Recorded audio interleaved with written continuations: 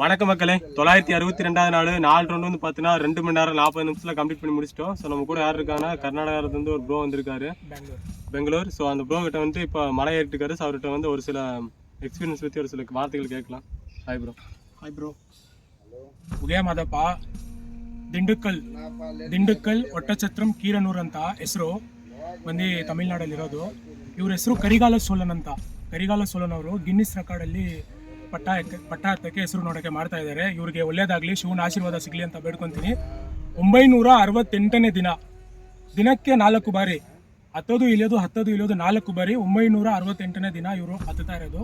ಇನ್ನು 38 ದಿನ ಹತ್ತಿದ್ರೆ 1000 ದಿನಗಳಾಗುತ್ತೆ ಇವ್ರದ್ದು.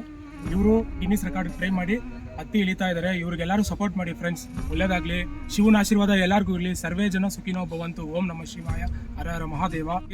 ಮೇಲೆ ಇರೋ ದೇವ್ರು ಬಂದು ಮಲ್ಲಿಕಾರ್ಜುನ ಸ್ವಾಮಿ, ಮಲ್ಲಿಕಾರ್ಜುನ ಅಂತ ಅವ್ರ ಹೆಸರು. ಕೊಂಡರಂಗಿ ಬೆಟ್ಟ ಅಂತಾರೆ ಇದನ್ನ. ಇದು ಸ್ವಯಂಭು ಲಿಂಗ ಥರನೇ ಇರುತ್ತೆ ಈ ಬೆಟ್ಟ ಹತ್ತೋದ್ರಿಂದ ನಮಗೆ ತುಂಬ ಹೆಲ್ತ್ ಬೆನಿಫಿಟ್ಸ್ ಜಾಸ್ತಿ ಆಗುತ್ತೆ, ಶಿವನ ಆಶೀರ್ವಾದ ಸಿಗುತ್ತೆ.